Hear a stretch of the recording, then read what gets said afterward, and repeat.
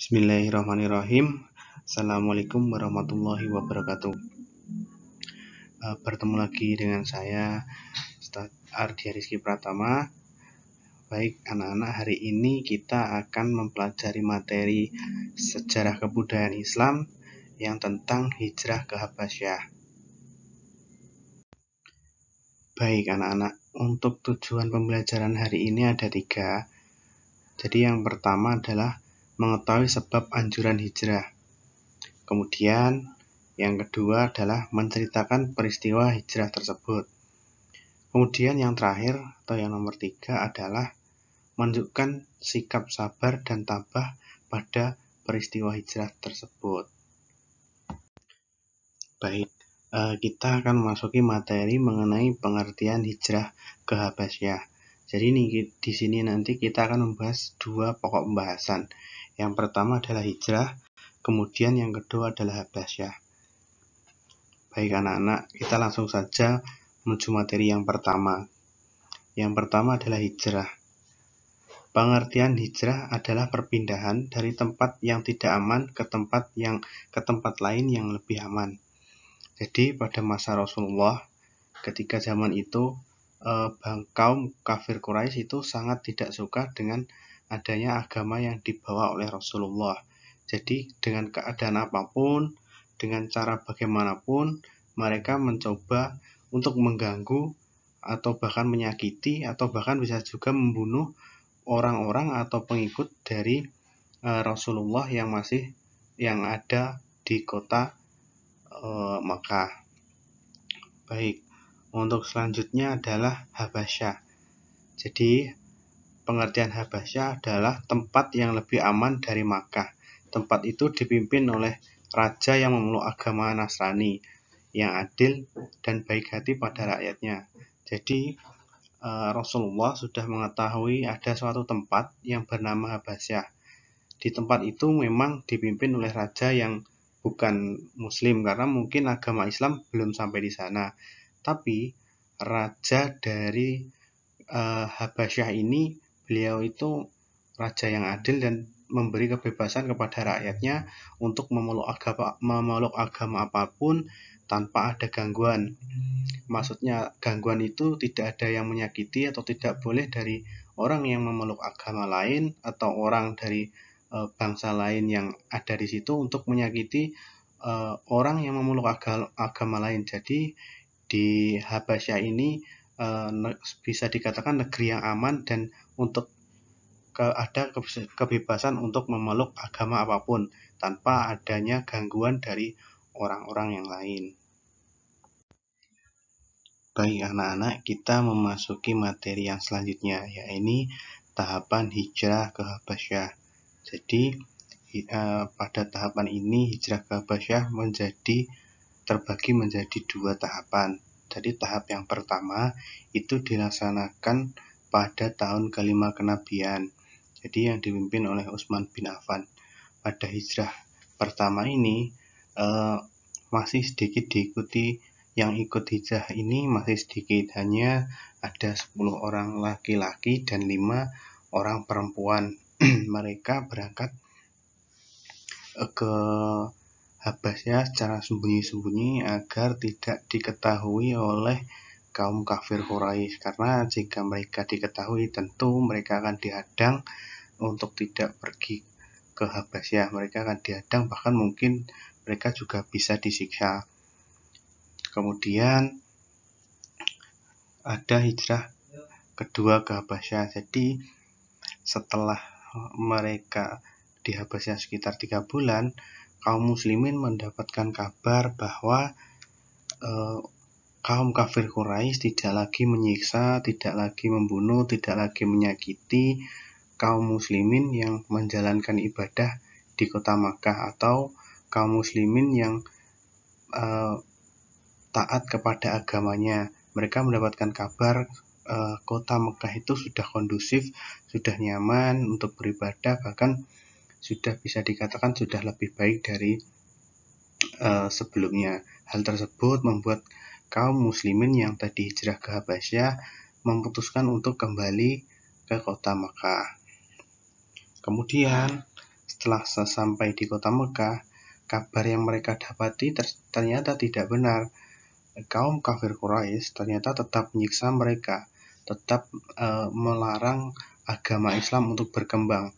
Mereka tetap menyiksa mereka dengan melempari batu, dengan seperti tadi melempari kotoran hewan kepada kaum muslimin yang sedang melaksanakan kegiatan sehari-hari mereka, bahkan juga melempari batu atau melempari kotoran hewan kepada kaum muslimin yang sedang beribadah. Bahkan siksaan yang didapatkan oleh kaum muslimin itu lebih berat daripada sebelum mereka hijrah yang pertama. Jadi pada saat itu Rasulullah menyarankan kepada kaum muslimin untuk kembali hijrah ke kota Habasyah. Namun rombongan yang ikut hijrah ke Habasyah ini lebih banyak dari rombongan yang pertama. Jadi untuk hijrah yang kedua ini dipimpin oleh Ja'far bin Abu Thalib.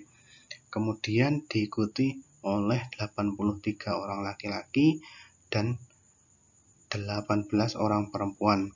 Tentu ini jumlah yang lebih banyak daripada tahapan hijrah ke Habasyah yang pertama tadi. Namun hijrah ini lebih sulit daripada hijrah sebelumnya karena tentu kaum kafir Quraisy sudah mengetahui rencana akan hijrahnya kaum muslimin. Jadi berbagai cara juga tetap mereka lakukan agar supaya hijrah kaum muslimin yang kedua ini tidak terjadi, jadi agar tertunda atau bahkan gagal. Banyak sekali cara agar hijrah yang kedua ini tidak terlaksana atau tidak bisa. Namun berbagai hal yang dilakukan oleh kaum kafir itu tidak membuat tahapan hijrah sahabat yang ke Habasyah yang kedua ini gagal.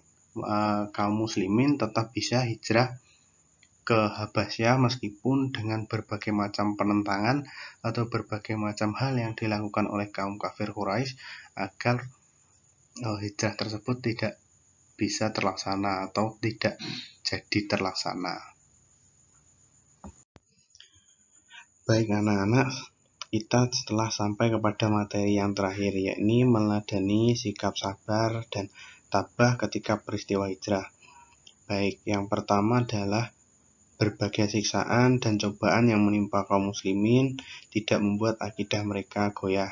Jadi ketika mereka berada di Mekah, mereka mendapatkan cobaan, mereka mendapatkan siksaan, baik itu secara fisik, secara mental, mereka tidak goyah sama sekali pendiriannya terhadap agama Islam. Contoh siksaan yang ada kepada mereka ketika beribadah, ketika mereka melakukan aktivitas sehari-hari, mereka sudah sangat terbiasa sekali dilempari batu oleh kaum kafir Quraisy. Bahkan selain dilempar batu, mereka juga dilempari kotoran hewan. Jadi ketika mereka beribadah, ketika mereka melakukan sehari-hari, kaum kafir Quraisy ini tidak segan untuk melempari mereka dengan kotoran hewan. Dan ini sudah sangat biasa sekali terjadi. Tetapi hal-hal seperti ini itu tidak membuat akidah mereka goyah. Mereka justru semakin kukuh, semakin kuat pendiriannya untuk mengikuti ajaran Rasulullah. Mereka tetap menjalankan agama Islam, melaksanakan perintah-perintahnya, menjauhi larangan-larangannya yang tentu itu semua berasal dari Rasulullah. Dan hal itu juga pun justru malah membuat kaum kafir Quraisy itu semakin membenci mereka, semakin benci dan semakin memberikan siksaan yang keras kepada kaum muslimin. Agar tujuan kaum kafir Quraisy untuk menyiksa mereka adalah supaya akidah mereka ini goyang. Mereka di agama Muslim atau agama Islam dengan sangat berat seperti ini, harapan dari kaum kafir Quraisy adalah supaya mereka mau meninggalkan agama Islam.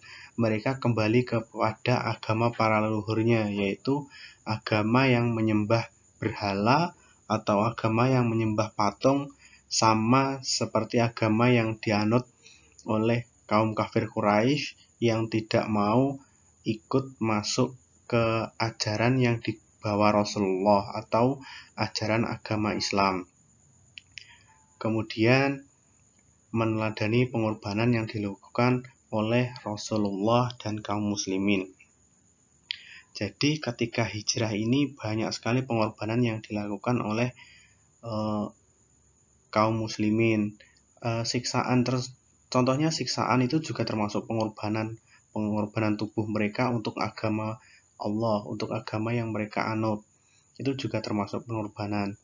Contoh lagi dari pengorbanan yang dilakukan adalah untuk hijrah yang pertama tadi, yang berangkat sedikit. Jadi mereka tentu meninggalkan keluarga mereka, meninggalkan kaum atau teman-teman yang sudah memeluk agama muslim, karena yang hijrah pertama tadi masih sebagian, yang sebagian masih di Mekah untuk mencoba melawan kaum kafir Quraisy. Itu juga termasuk pengorbanan mereka untuk menegakkan agama Allah. Jadi yang perlu kita teladani adalah bagaimana sikap mereka menerima siksaan dan cobaan itu sama sekali tidak menggoyahkan akidah kaum muslimin. Bahkan berbagai macam siksaan, cobaan itu sama sekali tidak menggoyahkan, justru mereka juga malah semakin kekeh, semakin kuat dalam pendiriannya terhadap agama Allah. Sama seperti pengorbanan yang dilakukan mereka itu juga sangat-sangat luar biasa untuk menegakkan agama Allah. Sangat berat sekali, mereka harus menerima siksaan, mereka harus mau meninggalkan tanahnya ke tempat yang lebih aman untuk mampu mensiarkan agama Allah. Tapi itu semua dilakukan demi tegaknya agama Allah, agar agama Islam bisa berkembang. Karena jika mereka tetap di Mekah, tetap mendapatkan siksaan, tetap mendapatkan kelakuan yang keras dari kaum kafir Quraisy, belum tentu agama yang dibawa Rasulullah ini bisa berkembang, baik di sana maupun di tempat yang lain. Baik anak-anak, untuk materi hari ini Bapak rasa cukup, kurang lebihnya mohon maaf. Assalamualaikum warahmatullahi wabarakatuh.